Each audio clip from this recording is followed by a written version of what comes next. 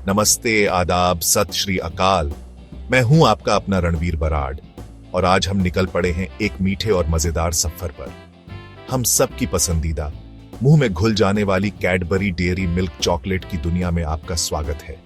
सोचिए जरा, वो बैंगनी रंग का रैपर, उसे खोलने की आवाज और फिर वो पहला टुकड़ा जो जुबान पर रखते ही जन्नत का एहसास कराता है।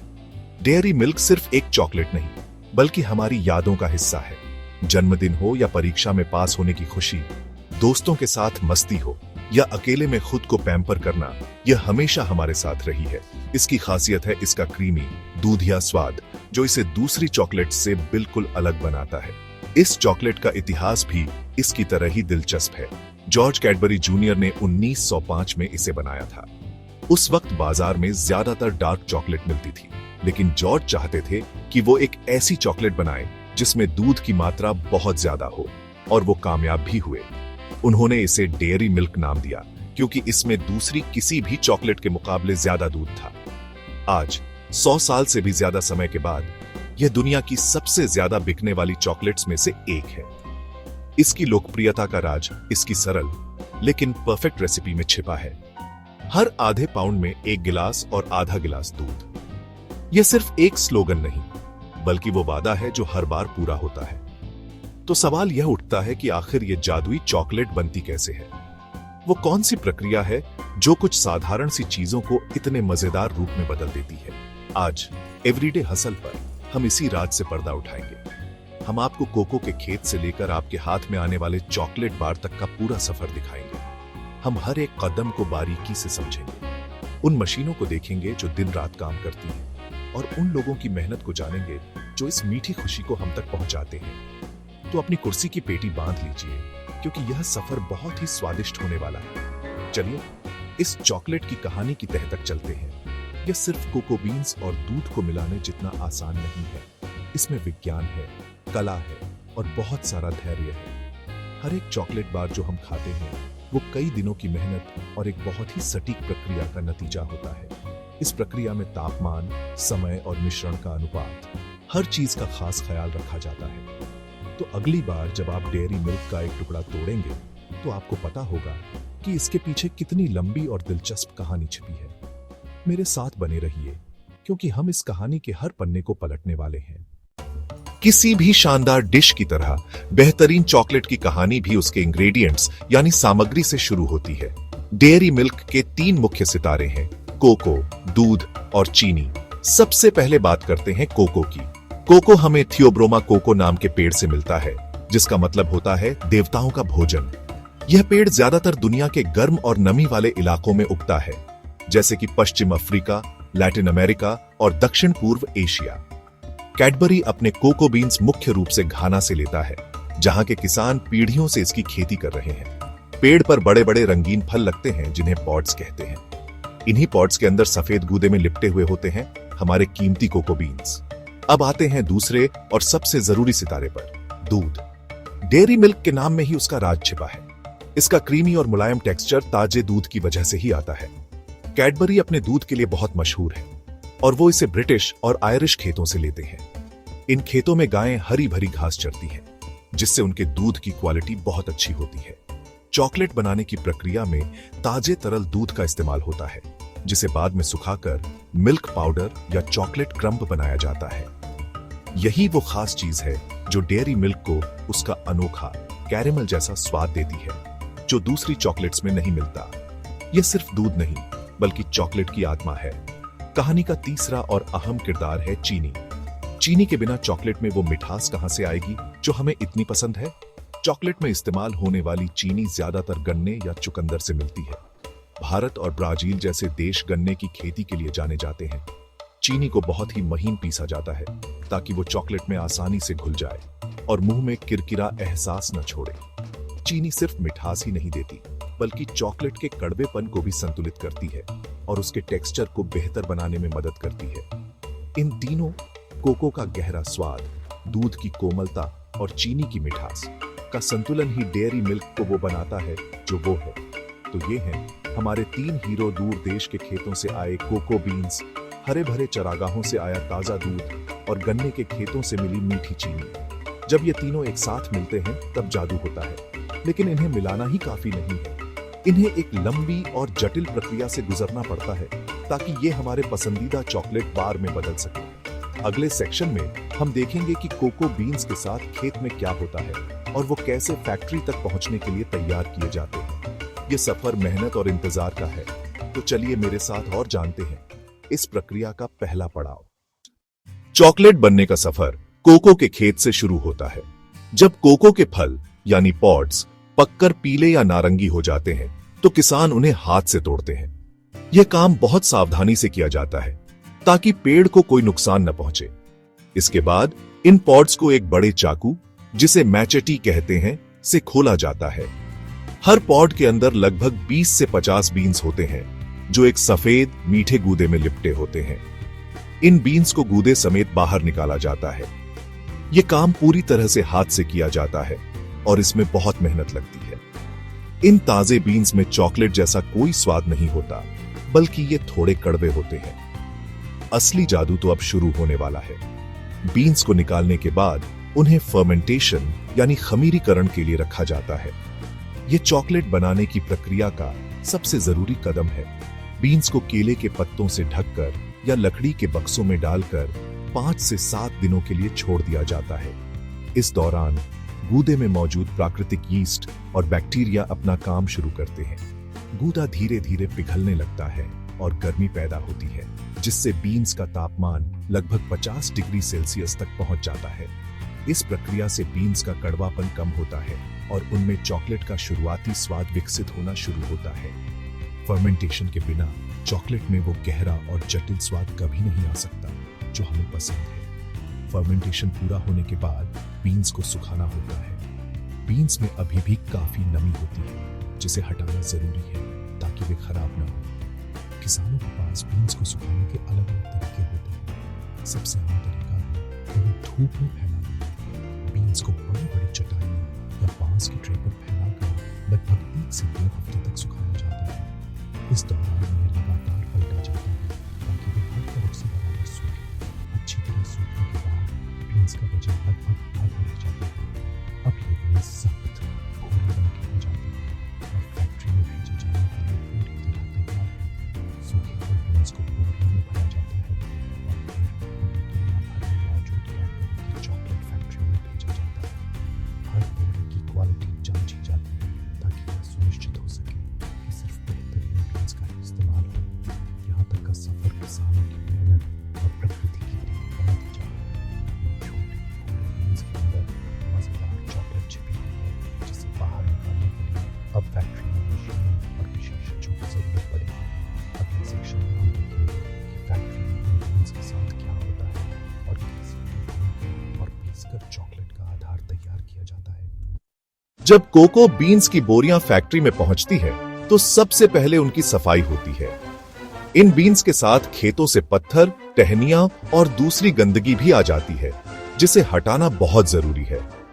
इसके लिए बड़ी बड़ी मशीनों का इस्तेमाल किया जाता है जो हवा के दबाव और छन्नियों की मदद से बीन्स को साफ करती है। सफाई के बाद अलग अलग जगहों से आए बीन्स को उनके स्वाद और क्वालिटी के हिसाब से मिलाया जाता है। यह एक कला की तरह है, जैसे कोई शेफ अलग अलग मसालों को मिलाकर एक खास स्वाद तैयार करता है। कैडबरी अपनी सीक्रेट रेसिपी के लिए बीन्स का एक खास मिश्रण तैयार करता है जो डेयरी मिल्क को उसका सिग्नेचर टेस्ट देता है। इसके बाद आता है भूनने यानी रोस्टिंग का मरहला। यह कदम भी बहुत महत्वपूर्ण है क्योंकि इसी से चॉकलेट का असली स्वाद और खुशबू उभर कर आती है। साफ किए हुए बीन्स को बड़े बड़े घूमने वाले ड्रम या ओवन में डाला जाता है। यहाँ उन्हें 120 से 150 डिग्री सेल्सियस के तापमान पर लगभग 30 मिनट से लेकर 1 घंटे तक भूना जाता है। भूनने का समय और तापमान इस बात पर निर्भर करता है कि बीन्स किस किस्म के हैं और उनसे कैसी चॉकलेट बनानी है। इस प्रक्रिया के दौरान बीन्स का रंग गहरा हो जाता है और उनमें से एक मजेदार चॉकलेटी महक आने लगती है। भूनने से बीन्स के छिलके भी ढीले हो जाते हैं, जिन्हें निकालना अब आसान हो जाता है। भूनने के बाद बीन्स को ठंडा किया जाता है और फिर उन्हें विनोइंग मशीन में डाला जाता है।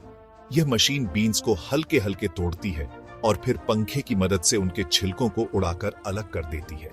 इन छिलकों को कोको हस्क कहते हैं, जिन्हें बागवानी में खाद के तौर पर इस्तेमाल किया जा सकता है। छिलके हटने के बाद जो अंदर का हिस्सा बचता है उसे कोको निप्स कहा जाता है। यही निप्स चॉकलेट का असली सोना है। इन्हीं में चॉकलेट का सारा स्वाद और कोको बटर छिपा होता है। अब इन निप्स को पीसने की बारी है, जिससे हमें चॉकलेट का तरल रूप मिलेगा। अब इन कोको निप्स को बड़ी बड़ी चक्कियों या ग्राइंडर्स में पीसा जाता है। पीसने की प्रक्रिया से गर्मी पैदा होती है, जिससे निप्स में मौजूद कोको बटर, जो लगभग 50 से 55% होता है, पिघल जाता है। लगातार पीसने से ये सख्त निप्स एक गाढ़े गहरे भूरे रंग के तरल पेस्ट में बदल जाते हैं। इस पेस्ट को कोको लिकर या कोको मास कहते हैं। नाम में लिकर होने के बावजूद इसमें अल्कोहल बिल्कुल नहीं। यह 100% शुद्ध चॉकलेट है, जिसमें कोको सॉलिड्स और कोको बटर दोनों होते हैं। यही कोको लिकर आगे चलकर हमारी डेयरी मिल्क चॉकलेट का आधार बनेगा। अब हम उस स्टेज पर पहुंच गए हैं जहां डेयरी मिल्क का असली जादू होता है। यहां कोको लिकर, दूध और चीनी पहली बार एक दूसरे से मिलते हैं। कैडबरी की प्रक्रिया थोड़ी अलग और खास है। वो सबसे पहले ताजे तरल दूध में चीनी मिलाते हैं और इस मिश्रण को तब तक गर्म करते हैं जब तक कि यह गाढ़ा होकर एक कंडेंस्ड मिल्क जैसा न बन जाए। यह कदम डेयरी मिल्क को उसका खास कैरेमल जैसा स्वाद देने में मदद करता है। यह प्रक्रिया बहुत ही ध्यान से नियंत्रित तापमान पर की जाती है ताकि दूध जले नहीं और उसकी पौष्टिकता बनी रहे। यह कैडबरी की विरासत का एक अहम हिस्सा है, जिसे वो सालों से निभाते आ रहे हैं। इसके बाद इस मीठे दूध के मिश्रण में कोको लिकर मिलाया जाता है। अब हमारे तीनों मुख्य सितारे एक साथ आ चुके हैं। इस मिश्रण को एक बड़ी मिक्सिंग मशीन में अच्छी तरह मिलाया जाता है। फिर इसे एक खास प्रक्रिया से गुजारा जाता है, जिसे इवेपोरेशन कहते हैं। यहां मिश्रण को धीरे धीरे गर्म करके और वैक्यूम का इस्तेमाल करके उसमें से पानी की मात्रा को कम किया जाता है। इस प्रक्रिया के अंत में हमें जो मिलता है वो एक नरम भुरभुरा पदार्थ होता है, जिसे चॉकलेट क्रम्ब कहते हैं। यह chocolate crumb Cadbury dairy milk की रेसिपी का दिल है। इसका अनोखा स्वाद और बनावट ही इसे बाकी चॉकलेट से अलग बनाती है। चॉकलेट क्रम्ब बनने के बाद इसे और भी स्वादिष्ट और मुलायम बनाने की तैयारी होती है। इस क्रम्ब में अब और कोको बटर मिलाया जाता है। कोको बटर वही प्राकृतिक फैट है जो कोको बीन्स से मिलता है। इसे कोको लिकर को दबाकर अलग से भी निकाला जाता है। ज्यादा कोको बटर मिलाने से चॉकलेट का टेक्सचर चिकना होता है और वो मुंह में आसानी से पिघलती है। साथ ही स्वाद को और बेहतर बनाने के लिए इसमें थोड़ा सा इमल्सिफायर जैसे सोया लेसिथिन और वैनिला एसेंस जैसी चीजें भी मिलाई जा सकती है। इन सभी चीजों को एक बड़े मिक्सर में डालकर घंटों तक मिलाया जाता है ताकि एक समान और चिकना पेस्ट तैयार हो सके। अब हमारे पास एक गाढ़ा खुशबूदार चॉकलेट पेस्ट तैयार है, लेकिन यह अभी भी खाने के लिए पूरी तरह से तैयार नहीं है। इसका टेक्सचर अभी भी थोड़ा दानेदार है और स्वाद में पूरी तरह से निखार नहीं आया है। इसे परफेक्ट बनाने के लिए अभी कुछ और जरूरी प्रक्रियाओं से गुजरना होगा। अगले सेक्शन में हम देखेंगे कि कैसे रिफाइनिंग, कोंचिंग और टेम्परिंग जैसी तकनीकें इस चॉकलेट पेस्ट को उस मुलायम और चमकदार डेयरी मिल्क में बदल देती हैं, जिसे हम सब जानते और पसंद करते हैं। यह सफर अब अपनी मंजिल के बहुत करीब है। चॉकलेट के मिश्रण को बेहतरीन बनाने की प्रक्रिया का पहला कदम है रिफाइनिंग। इस स्टेज का मकसद चॉकलेट पेस्ट में मौजूद चीनी और कोको के कणों को इतना बारीक पीसना है कि वो हमारी जुबान को महसूस भी ना हो। इसके लिए चॉकलेट पेस्ट को भारी रोलर्स की एक सीरीज से गुजारा जाता है, जिन्हें रोलर रिफाइनर कहते हैं। ये रोलर्स एक दूसरे के बहुत करीब होते हैं और बहुत तेजी से घूमते हैं। जैसे जैसे चॉकलेट पेस्ट इन रोलर्स के बीच से गुजरता है, उसके कण और भी छोटे होते जाते हैं। यह प्रक्रिया कई बार दोहराई जाती है, जब तक कि कणों का आकार लगभग 20 माइक्रोन, इंसान के बाल से भी पतला न हो जाए। इसी वजह से डेयरी मिल्क इतनी ज्यादा स्मूथ और सिल्की लगती है। रिफाइनिंग के बाद चॉकलेट एक सूखे, परतदार पाउडर जैसी हो जाती है। अब इसे इसके अंतिम स्वाद और बनावट तक पहुंचाने के लिए कोंचिंग की प्रक्रिया से गुजारा जाता है। कोंचिंग के लिए चॉकलेट को एक खास मशीन में डाला जाता है, जिसे कोंच कहते हैं। यह एक बड़े मिक्सर की तरह होती है, जिसमें चॉकलेट को लगातार कई घंटों, यहां तक कि कई दिनों तक हिलाया और मिलाया जाता है। इस प्रक्रिया में चॉकलेट को एक नियंत्रित तापमान पर गर्म भी किया जाता है। कोंचिंग से दो मुख्य फायदे होते हैं। पहला, चॉकलेट में बचा हुआ कड़वापन और एसिडिटी भाप बनकर उड़ जाती है, और दूसरा, कोको बटर सभी कणों पर बराबर रूप से लिपट जाता है, जिससे चॉकलेट का टेक्सचर और भी ज्यादा चिकना और तरल हो जाता है। कोंचिंग के बाद चॉकलेट लगभग तैयार है, लेकिन एक आखिरी और बहुत ही नाजुक कदम बाकी है, टेम्परिंग। यह चॉकलेट को स्टेबल, चमकदार और क्रिस्प बनाने के लिए जरूरी है। अगर चॉकलेट को ऐसे ही ठंडा कर दिया जाए तो वो नरम, धब्बेदार और आसानी से पिघलने वाली बनेगी। टेम्परिंग में चॉकलेट को बहुत ही सटीक तरीके से ठंडा और गर्म किया जाता है, ताकि कोको बटर के क्रिस्टल एक स्थिर रूप में जम जाए। इसे पहले लगभग 45 डिग्री सेल्सियस तक गर्म किया जाता है, फिर 27 डिग्री सेल्सियस तक ठंडा किया जाता है और फिर वापस 31 डिग्री सेल्सियस तक गर्म किया जाता है, मिल्क चॉकलेट के लिए। यह प्रक्रिया सुनिश्चित करती है कि जब आप चॉकलेट का टुकड़ा तोड़ें तो एक अच्छी स्नैप की आवाज आए और वो आपके हाथ में नहीं बल्कि मुंह में पिघले। टेम्परिंग चॉकलेट बनाने का सबसे तकनीकी हिस्सा है और इसमें जरा सी भी चूक पूरी मेहनत खराब कर सकती है। बड़ी बड़ी फैक्ट्रियों में यह काम ऑटोमेटिक मशीनों द्वारा किया जाता है, जो तापमान को बहुत ही सटीकता से नियंत्रित करती है। अब हमारी चॉकलेट पूरी तरह से तैयार है। इसका स्वाद बेहतरीन है, इसकी खुशबू लाजवाब है और इसका टेक्सचर एकदम परफेक्ट है। अब बस इसे इसका जाना पहचाना आकार देना बाकी है। अगले और आखिरी सेक्शन में हम देखेंगे कि कैसे इस तरल सोने को सांचों में ढाला जाता है, ठंडा किया जाता है और पैक करके हम तक पहुंचाया जाता है। अब हम अपने चॉकलेटी सफर के आखिरी पड़ाव पर हैं। टेम्पर की हुई गर्म और तरल चॉकलेट को पाइप के जरिए मोल्डिंग स्टेशन तक लाया जाता है। यहां उस चॉकलेट को कैडबरी डेयरी मिल्क के जाने पहचाने डिजाइन वाले सांचों में भरा जाता है। ये सांचे पॉलीकार्बोनेट से बने होते हैं और कन्वेयर बेल्ट पर लगातार चलते रहते हैं। नोजल की मदद से हर सांचे में चॉकलेट की बराबर मात्रा भरी जाती है। यह प्रक्रिया बहुत तेजी से होती है ताकि चॉकलेट जमने न पाए। चॉकलेट भरने के तुरंत बाद इन सांचों को एक वाइब्रेटिंग बेल्ट से गुजारा जाता है। इससे चॉकलेट में मौजूद हवा के बुलबुले बाहर निकल जाते हैं और चॉकलेट सांचे के हर कोने में अच्छी तरह से फैल जाती है, जिससे बार का आकार एकदम परफेक्ट बनता है। सांचों में चॉकलेट भरने के बाद उन्हें ठंडा करने के लिए बड़ी बड़ी कूलिंग टनल्स यानी ठंडी सुरंगों में भेजा जाता है। इन सुरंगों में तापमान को बहुत सावधानी से नियंत्रित किया जाता है, जो लगभग 13 से 15 डिग्री सेल्सियस के बीच होता है। चॉकलेट को धीरे धीरे ठंडा होने में लगभग 20 से 30 मिनट लगते हैं। इस प्रक्रिया के दौरान चॉकलेट पूरी तरह से सख्त हो जाती है। सही तरीके से टेम्पर होने की वजह से ठंडी होने पर चॉकलेट थोड़ी सिकुड़ती है, जिससे वो सांचे से आसानी से बाहर निकल आती है। जब चॉकलेट बार सुरंग से बाहर आते हैं तो वो चमकदार, सख्त और तोड़ने के लिए तैयार होते हैं। अब लगभग तैयार चॉकलेट बार्स को सांचों से निकालने की बारी है। कन्वेयर बेल्ट पर सांचों को उल्टा करके हल्का सा टैप किया जाता है और परफेक्ट चॉकलेट बार्स आसानी से बाहर गिर जाते हैं। यहाँ पर क्वालिटी कंट्रोल का एक और दौर होता है, जहाँ हर बात को ध्यान से देखा जाता है कि कहीं उसमें कोई कमी तो नहीं है। टूटे हुए या सही आकार के नहीं बने बार्स को हटा दिया जाता है। इसके बाद इन परफेक्ट बार्स को पैकेजिंग के लिए आगे भेज दिया जाता है। उन्हें पहले एल्यूमिनियम फॉयल में और फिर कैडबरी के मशहूर बैंगनी रंग के रैपर में लपेटा जाता है। यह सब कुछ हाई स्पीड ऑटोमेटिक मशीनों द्वारा किया जाता है, जो 1 मिनट में सैकड़ों बार्स पैक कर सकती है। और लीजिए, हमारी प्यारी डेयरी मिल्क चॉकलेट अब पूरी तरह से तैयार है। इन पैक्ड बार्स को बक्सों में भरा जाता है और फिर दुनिया भर के स्टोर्स में भेज दिया जाता है, जहां से वो हमारे घरों तक पहुंचती है। तो यह थी कहानी एक कोको बीन के चॉकलेट बार बनने की। यह मेहनत, विज्ञान और कला का एक संगम है। उम्मीद है आपको यह सफर पसंद आया होगा। आप चाहें तो घर पर भी चॉकलेट बनाने की कोशिश कर सकते हैं। यह एक मजेदार अनुभव है। अगर आपको यह वीडियो पसंद आया तो इसे लाइक करना न भूलें और ऐसी ही दिलचस्प कहानियों के लिए एवरीडे हसल को सब्सक्राइब जरूर करें। अगली बार तक के लिए खाते रहिए, खुश रहिए।